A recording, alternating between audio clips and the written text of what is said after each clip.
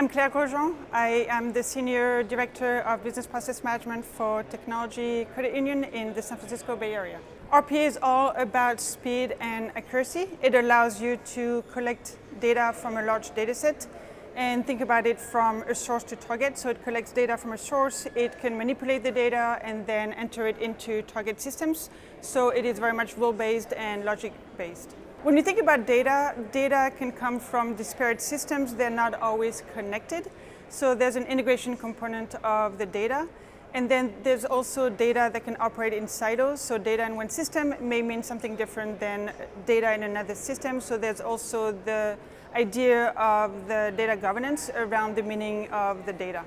So when you think about emerging technologies to really help mitigate fraud, you can think about fraud prevention, fraud monitoring, and also making sure that you look at all the data set and make sense out of the data.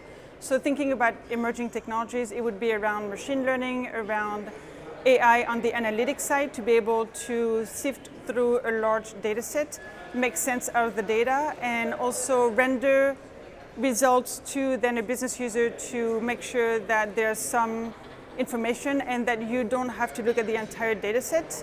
Some of the challenges would be to eliminate the false positive as well as the false negative. So it is still emerging because it is still not as tangible and pragmatic as you would want it to be, but it's definitely emerging and something that I can see developing over the next couple of years. That's a great question because that's why I'm here, to learn about the different technologies and what other companies are doing to prevent fraud or analyze a large set of data. And I feel that's going to be an evolving field. We heard a lot about Gen AI and some of the AI methodologies.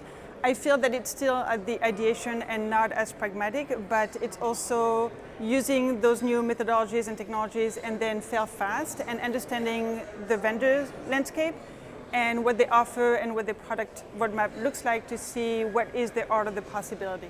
I feel that IA Week brings people together that have a very similar mindset, where they want to contribute to the organization. They want to understand what is happening and how they can bring back the new methodologies, new vendors to the organization and really benefit them in terms of ROI and understanding what are the use cases they should look into and what are the different technologies that can really help them solve for those use cases. I would say it is opening people's mind in terms of RPA has been around for quite some time. So now what is next beyond RPA?